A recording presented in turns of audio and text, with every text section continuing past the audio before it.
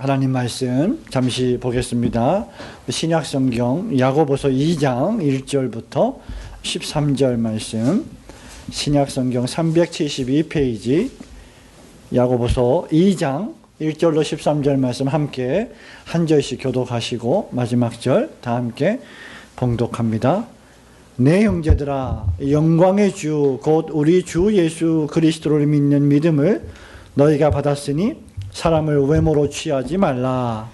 만일 너희 회당에 금가락지를 끼고 아름다운 옷을 입은 사람이 들어오고 또 더러운 옷을 입은 가난한 사람이 들어올 때에 너희가 아름다운 옷을 입은 자를 돌아보아 가로되 여기 좋은 자리에 앉으소서 하고 또 가난한 자에게 이르되 너는 거기 섰든지 내 발등상 아래 앉으라 하면 너희끼리 서로 구별하며 악한 생각으로 판단하는 자가 되는 것이 아니냐. 내 사랑하는 형제들아 들을지어다. 하나님이 세상에 대하여는 가난한 자를 택하사 믿음에 부요하게 하시고 또 자기를 사랑하는 자들에게 약속하신 나라를 유업으로 받게 아니하셨느냐. 너희는 도리어 가난한 자를 괄시하였도다. 부자는 너희를 압제하며 법정으로 끌고 가지 아니하느냐. 저희는 너희에게 대하여 일컫는 바 그 아름다운 이름을 회방하지 아니하느냐. 너희가 만일 경에 기록한 대로 내 이웃 사랑하기를 내 몸과 같이 하라 하신 최고한 법을 지키면 잘하는 것이거니와. 만일 너희가 외모로 사람을 취하면 죄를 짓는 것이니 율법이 너희를 범죄자로 정하리라. 누구든지 온 율법을 지키다가 그 하나에 거치면 모두 범한 자가 되나니. 간음하지 말라 하시니가 또한 살인하지 말라 하셨은즉 네가 비록 간음하지 아니하여도 살인하면 율법을 범한 자가 되느니라. 너희는 자유의 율법대로 심판받을 자처럼 말도 하고 행하기도 하라. 다 함께 긍휼을 행하지 아니하는 자에게는 긍휼 없는 심판이 있으리라. 긍휼은 심판을 이기고 자랑하느니라. 아멘. 우린 계속해서 야고보서 강의를 금요일날 밤에 잠시 살펴보고 있습니다. 7번째 시간인데요. 오늘 사람을 편애하지 말라, 사람을 차별하지 말라 하는 것이 오늘 말씀의 핵심 주제입니다. 지금 야고보 사도는 믿음과 행함, 행함과 믿음의 관계를 다루고 있습니다. 그러면서 지난주에 우리가 살펴보았던 것처럼 참된 믿음을 가진 자는 행함으로 그 믿음을 웅변적으로 증거해야 하는데, 그렇기 때문에 너희는 도를, 하나님의 말씀을 행하는 자가 되고 듣기만 해서 자기 자신을 속이는 자가 되지 말라 하고 1장 22절에 말씀한 바 있습니다. 하나님의 말씀인 도를 행하는 구체적인 방법이 뭐라고 했습니까? 듣는 일에는 빨리 해라. 귀를 활짝 열고 잘 들어야 한다. 빨리 들어야 한다. 사람들의 마음을 내 귀에 담아 놓도록 해야 한다. 그러나 네 입을 열어서 말을 하는 것은 되도록이면, 할 수만 있으면 안 하는 게 좋지만 꼭 해야 된다고 하면 어떻게 하라? 천천히 하라. 더디하라. 그러면서 결론적으로 뭐라고 말합니까? 말씀을 실천해야 한다라고 했습니다. 오늘은 그 말씀을 실천하는 또 다른 구체적인 방법으로서 무엇을 말하고 있느냐? 사람을 편애하지 않는 것이, 즉 하나님의 말씀을 듣고 실천에 옮기는 사람이라는 것입니다. 어떤 사람이 믿음이 좋은 사람이냐? 믿음이 있는 사람은 사람을 구별하거나 차별하지 않는다는 것이죠. 특별히 하나님의 교회 공동체에서는 결코 그래서는 안 된다는 것입니다. 두 가지를 잠시 살펴보기 원합니다. 첫 번째는 사람을 편애하지 말라. 이 말은 사람을 눈에 보이는 대로 평가해서 사랑하지 말라는 말입니다. 1절 말씀을 같이 읽어볼까요? 2장 1절 시작. 내 형제들아, 영광의 주 곧 우리 주 예수 그리스도를 믿는 믿음을 너희가 받았으니 사람을 외모로 취하지 말라. 무슨 말입니까? 너희들이 정말 믿음이 있다고 하면 외모로 취하지 말라. 이 말은 무슨 말입니까? 너희들이 정말 예수를 믿는다고 하면 차별하지 말라는 겁니다. 똑같은 사람을 공평무사하게 똑같이 대우하라는 것입니다. 그런데 이게 쉬운 일이 아니죠. 제가 볼 때는 여러분도 마찬가지이겠지만 남의 자식보다 내 자식이 더 사랑스러운 게 사실입니다. 어쩔 수 없습니다. 혈육이기 때문에. 그러나 예수를 믿는 사람들, 영적 가족이 된 사람들은 남의 자식을 내 자식처럼 아끼고 사랑할 수 있어야 됩니다. 그래야 됩니다. 그것이 차별하지 않는 하나님의 말씀을 실천하는 구체적인 방식입니다. 우리가 사람을 차별하는 가장 근본적인 이유 가운데 하나는 이겁니다. 사람을 보이는 대로 평가하기 때문이죠. 쟤는 내 자식이 아니야. 쟤가 훨씬 더 얘보다 예뻐. 눈에 보이는 대로만, 우리 눈에 그냥 나타나는 대로만 그렇게 평가하는 것이죠. 그리스도를 믿는 신자는 가시적인 것보다 눈에 보이지 않는 것을 훨씬 더 큰 가치로 여길 줄 알아야 합니다. 모든 일에 마찬가지입니다. 우리의 시민권은 여기에 있지 않고 하늘에 있다. 근데 하늘에 있는 우리의 시민권은 잘 눈에 보이지 않습니다. 우리가 살고 있는 이 땅의 시민권이 눈에 오히려 잘 보여요. 그렇기 때문에 우리는 쉽게 눈에 보이는 대로 판단하고 행동할 가능성이 대단히 큽니다. 그렇기 때문에 신자는 사람을 대할 때 결코 외모로 그것을 평가해서는 안 된다는 것이죠.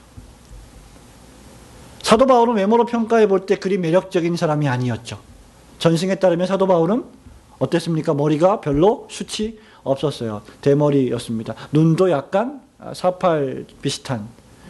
그리고 말도 주변이 별로 그렇게 없었던 것으로 고린도전서 후서에 보면 우리가 추정할 수 있습니다. 그래서 너희를 대면할 때는 내가 마음이 약하지만 떠나 있으면 내가 대단히 담대하다라고 바울은 말을 했던 것이죠. 그럼에도 불구하고 바울은 위대한 하나님의 사도였습니다.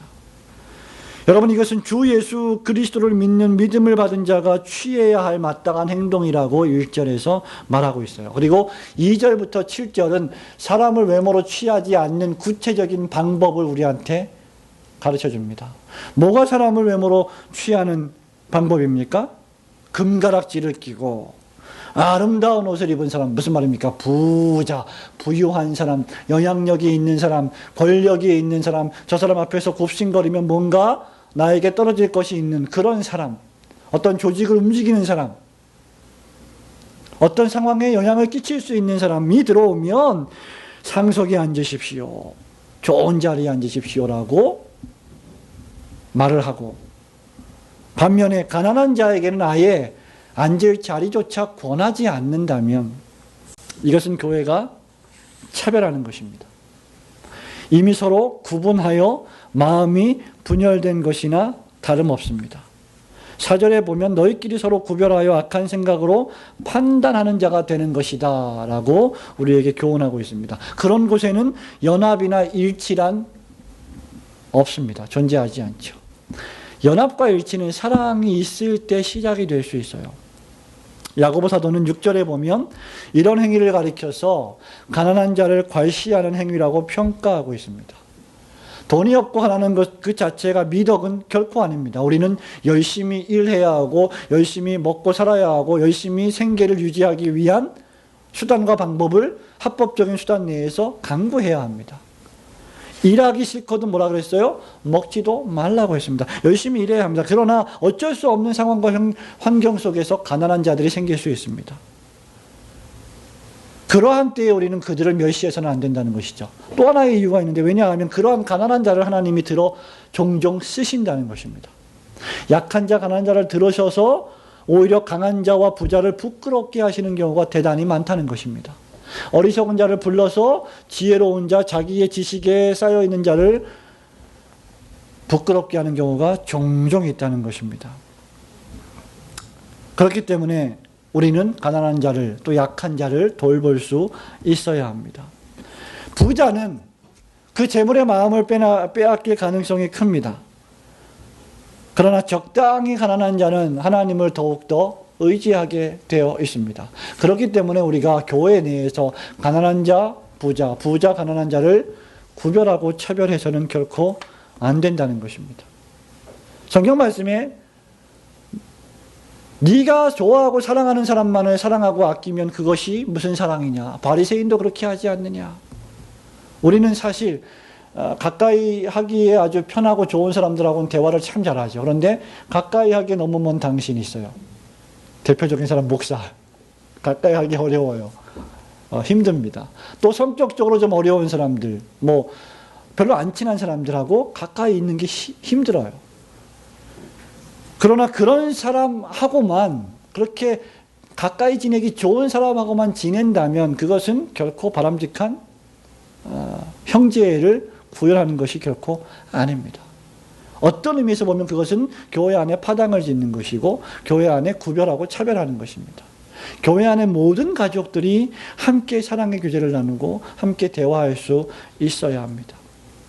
사람을 눈에 보이는 대로 평가해서는 안 된다는 것이죠. 사람을 편애하지 마라. 두 번째 무엇입니까? 그리스도의 복음의 정신으로 이웃사랑이라고 하는 계명을 실천해야 한다는 것입니다. 8절을 같이 읽을까요? 2장 8절 시작. 너희가 만일 경에 기록한 대로 네 이웃 사랑하기를 내 몸과 같이 하라 하신 최고한 법을 지키면 잘하는 것이거니와. 내 이웃 사랑하기를 내 몸과 같이 하라 하신 최고한 법을 지켜라. 그것이 잘하는 짓이다. 잘하는 일이다. 참된 신자는 부유한 자이든 가난한 자이든 그리스도의 복음의 정신으로 공정하게 대하라는 것이에요. 근데 우리는 그렇게 힘들죠. 그죠? 부자 앞에서는 힘을 잘 못 써요. 근데 가난한 자 앞에서는 어떤 일인지 내가 큰 소리를 치게 돼요. 권력 있는 자 앞에는 조심하는데 권력이 없고 좀 미인물 취급을 하는 아주 힘이 없고 나약한 사람들한테 내가 오히려 폭군 행세를 하는 경우가 종종 있습니다. 뭐 갑, 을 이런 관계 속에서 발생하는 일들이 그것이죠. 신자는 내 이웃 사랑하기를 내 몸과 같이 하라는 이 최고의 말씀을 지키는 자입니다. 이것이 믿음이 있는 자라는 거죠. 그죠? 참된 행함을 가지고 있는 믿음입니다. 그렇기 때문에 사람을 외모로 취하는 것은 온 율법 정신에 위배되는 것이다 라고 9절에서 말합니다. 그러므로 성도는 언제든지 생각할 때도 율법의 정신, 즉 내 이웃사랑하기를 내 몸과 같이 하라고 하는 이 말씀을 생각하면서 생각을 하라는 거죠. 내가 무슨 생각을 할 때 내가 이것이 율법에 저촉이 되는 생각인가? 내가 무슨 말을 내뱉으려고 할 때 이것이 율법의 말씀, 계명의 말씀, 하나님의 말씀에 뭔가 저촉이 되는 것인가? 내가 뭐 행동을 할 때 그것이 과연 하나님의 뜻에 부합되는 것인가를 늘 생각하고 말하고 행동하라는 것이죠. 내가 볼 때 선한 의도와 목적을 가지고 하는 행위라도 과연 율법에 비추어 봤을 때 그것이 합당한 것인가를 늘 비추어 보라는 겁니다. 근데 우리는 너무 쉽게 말하죠. 너무 쉽게 말하죠. 말을 적게 하라고 사도 야고보가 1장과 2장과 심지어 3장에서 거듭거듭 강조하는 이유가 여기에 있습니다. 12절 말씀을 같이 읽어볼까요? 12절 같이 읽습니다. 시작. 너희는 자유의 율법대로 심판받을 자처럼 말도 하고 행하기도 하라. 아멘. 이것이 대단히 중요한 말씀입니다. 우리는 할 수만 있으면 자유의 율법대로 심판받을 자처럼 말하고 행하는 훈련을 해야 됩니다. 너무나 많은 교인들이 그저 교회를 왔다 갔다 해요. 왔다 갔다. 예배 드렸어? 끝났어. 집에 가 일주일 살아. 또 주일 와서 예배 드려서 끝났어. 종교 생활을 너무 많이 해요. 매일매일의 삶 속에서 과연 나를 자유케 하는 율법의 말씀을 가지고 나의 생각과 말과 묵상과 행동을 점검하며 살아가고 있느냐는 것입니다. 여러분, 말과 행동은 신자가 하나님께 영광을 돌리기도 하고 하나님께 죄를 범하기도 하는 가장 강력한 수단입니다. 저와 여러분이 하는 모든 행동, 모든 말은 이 두 가지 용도로 사용돼요. 사람에게도 마찬가지입니다. 우리는 말로 행동으로 사람을 살릴 수도 있고 사람을 아주 절망스럽게 만들 수도 있어요. 그렇기 때문에 우리가 말과 행동에 있어서 율법을 지키는 정신으로 산다면 그 율법은 도리어 우리를 자유케 한다. 어떻게 하면 우리가 자유케 되느냐? 율법을 지키면 자유케 된다는 겁니다. 그리스도 안에서 믿음으로. 요한복음 8장 32절에서 예수님이 말씀하시죠. 진리를 알지니 진리가 너희를 자유케 하리라. 예수 그리스도가 이미 우리를 자유케 하신 줄로 믿으시기를 축원합니다. 그러면 우리가 매일매일 자유케 되는 방법은 그리스도 안에서 율법의 말씀을 지켜나가는 거예요. 그럴 때 신자는 진정으로 자유케 됩니다. 하나님의 계명인 율법이야말로 신자를 가장 신자답게 만드는 도덕법입니다. 사랑하는 성도 여러분, 말씀을 맺습니다. 참된 믿음과 경건은 이렇게 추상적이지 않아요. 구체적인 실천을 요구합니다. 차별하지 말라는 거죠. 차별하더라고요, 제가 보니까. 하은아, 하준아, 하민아. 이게 아무것도 아닌 것 같은데 내 입장에서는 이거는 당연한 건데, 왜냐하면 걔네들한테도 어렸을 때 그렇게 불렀거든요. 하은이가 어렸을 때도 그렇게 불렀고, 하은이가 큰 다음엔 하은아, 그 다음에 하준아 이렇게 불렀는데, 걔네들 입장에서 보면 이게 차별일 수 있는 거예요. 왜 하민이한테만 다정하게 부르고 큰애들한테는 세게 부르냐 이 말이죠. 참 어렵습니다. 구체적인 실천을 해야 됩니다. 저와 여러분이, 우리 모든 성도들도 마찬가지입니다. 왜냐하면 참된 믿음은 사랑을 동반한 믿음, 사랑으로 역사하는 믿음이기 때문입니다. 그리고 그 믿음은 사람을 차별하거나 편애하지 않습니다. 이웃사랑이라는 크신 하나님의 계명을 여러분의 가정에서, 여러분의 교회에서, 여러분의 동료 그리스도인들에게, 가족에게 실천함으로 차별하지 않는 성도들이 되시기를 주님의 이름으로 축원합니다. 아멘.